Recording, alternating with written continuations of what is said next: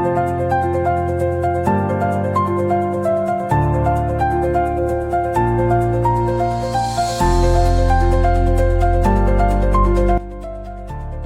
Friend, કેમ છો બધા? મજામાં? જય શ્રી કૃષ્ણ બધાને. તો આજે આપણે બનાવીશું ઢોકળીનું શાક. તો ઢોકળીનું શાક બનાવવા માટે મેં સૌ પ્રથમ પહેલાં એક તપેલીમાં 1 થી 1.5 લીટર જો પાણી ઉકળવા મૂકી દીધું છે અને એમાં તે 3 થી 4 લીંબુના કટકા કરીને નાખી દીધા છે, જેથી આપણું પાણી તપેલીમાં ઉકળે એટલે તપેલીનું તળિયું કાળું ન થાય એ માટે આપણે લીંબુ નાખી દીધું છે.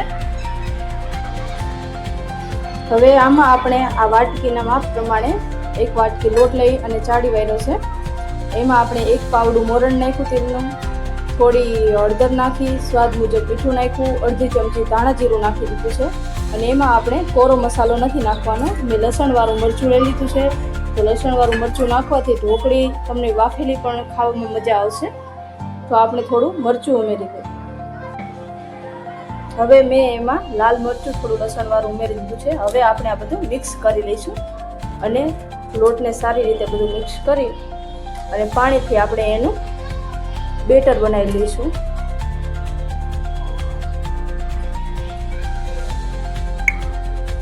હવે આમાં આપણે જરૂર મુજબ પાણી ઉમેરવાનું છે અને હવે આ બધું મિક્સ કરી લેવાનું છે.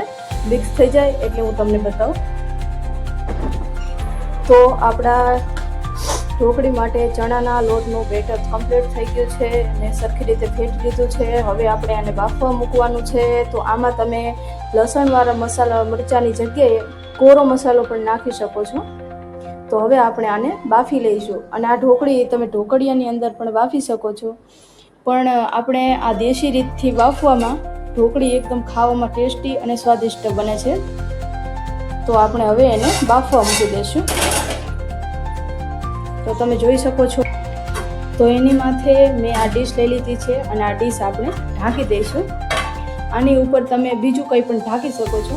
ઢાંકો એટલે ઢોકળી ઝટપટ બફાઈ અને તૈયાર થઈ જાય છે. એની ઉપર આપણે આ હાંડચી મૂકી દઈશું જેથી વજન પડે. સાણચીની જગ્યાએ તમે કોઈ પણ થોડી વજનવાળી ભારે વસ્તુ મૂકી શકો છો માથે, જેથી આપણે આ વજનવાળી વસ્તુ મૂકી છે એના કારણે અહીંથી વરાળ નથી નીકળતી અને વરાળ ન નીકળે એટલે આપણી ઢોકળી ઝટપટ બાફીને તૈયાર થઈ જાય છે. એ લીધે આપણે ઉપર વજન મૂકવું પડે છે. તો ચલો બફાય એટલે હું તમને બતાવી દઉં. તો ફ્રેન્ડ, હવે આપણે જોઈ લઈશું કે આપણી ઢોકળી બફાઈને તૈયાર થઈ છે કે નહીં. તો તમે જોઈ શકો છો આપણી ઢોકળી બફાઈને તૈયાર થઈ ગઈ છે. એને આપણે પહેલાં ચેક કરી લેવાની છે. તેમાં આમ ચાપાની પટ્ટી લગાવી જોવાની છે અને જોવાનું છે કે ચાપાની પટ્ટીમાં લોટ ચોટે છે કે નહીં. જો આમાં લોટ ચોટેલો હોય તો આપણી ઢોકળી થોડી કાચી હોય બાફવામાં, નહીંતર લોટ ન ચોટે તો આપણી ઢોકળી બફાઈને તૈયાર થઈ ગઈ હોય. તો અત્યારે આપણે ચેક કર્યું તો ચપ્પાની અંદર લોટ નથી ચોટ્યો, તો આપણી ઢોકળી બફાઈને તૈયાર થઈ ગઈ છે. હવે આપણે તેને પંખા નીચે 5 થી 10 મિનિટ સુધી ઠરવા મૂકી દઈશું. પછી તેને આપણે ચોરસ કટકા કરી દઈશું. આવી નાની નાની સિક્રેટ ટિપ્સ યાદ રાખવાની છે જેથી કરીને આપણું. તો ફ્રેન્ડ, આપણે ઢોકળીના શાકનો વઘાર કરવા માટે ડુંગળી, લીલા મરચાં અને ટમેટાં સુધારી લીધા છે. હવે આપણે એનો વઘાર કરી લઈશું અને તમે જો ડુંગળી ખાતા હોય તો જ નાખવાની અને ન ખાતા હોય તો તેને સ્કીપ કરી નાખવાની. હવે આપણે આ ઢોકળીના ચોરસ કટકા કરી લઈશું અને આ જગ્યા ઉપર થોડું વડાનું પાણી પડ્યું છે તે આપણે પંખા નીચે ઠરવા મૂકી હતી, તે પણ સરખું થઈ ગયું છે. આ રીતે કટકા કરી લેવાના છે ચોરસ.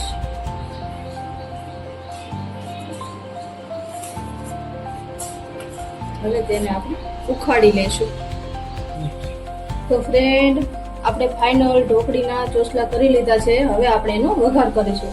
તો વઘાર કરવા માટે એમાં આપણે 3 પાવરા તેલ ઉમેરીશું.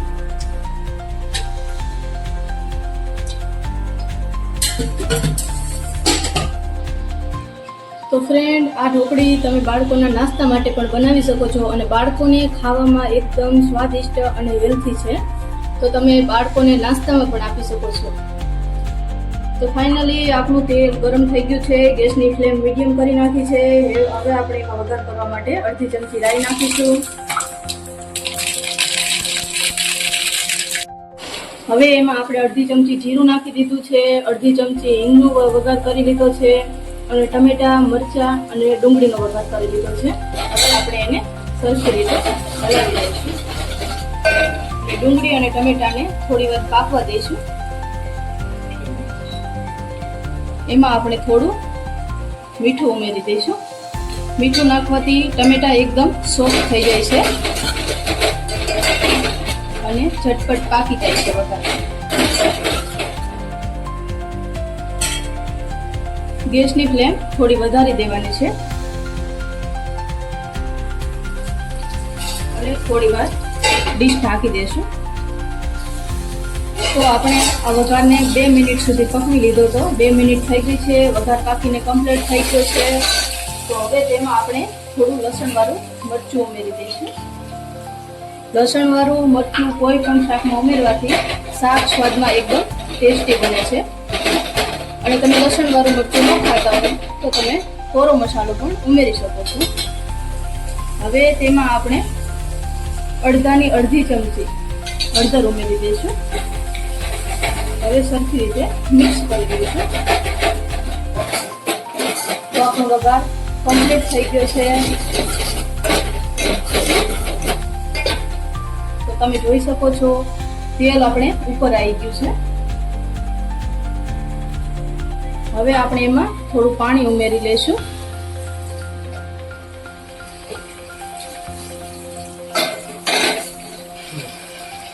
આપણે એમાં 1.5 ગ્લાસ, આ ગ્લાસના માપ પ્રમાણે 1.5 ગ્લાસ પાણી નાખ્યું છે.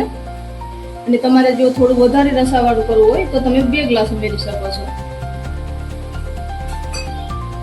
અને હવે આ પાણીને આપણે થોડી વાર ઉકળવા દેવાનું છે.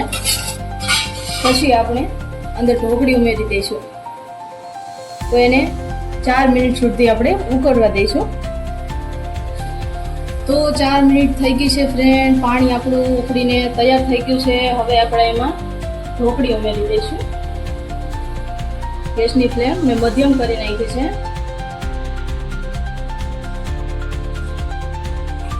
તમે જોઈ શકો છો.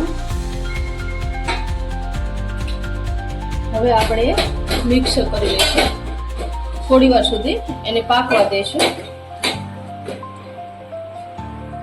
અને ઉપરથી થોડું ધાણા જીરું નાખી દઈશું, જેથી શાકમાં ધાણા જીરુંનો સ્વાદ બહુ મસ્ત આવે છે. હવે એને હલાવી દઈશું.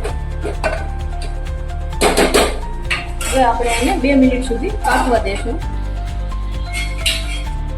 તો ફ્રેન્ડ, આપણું ઢોકળીનું શાક બનીને તૈયાર થઈ ગયું છે. તમે જોઈ શકો છો એકદમ મસ્ત અને સ્વાદમાં પણ ટેસ્ટી બન્યું છે.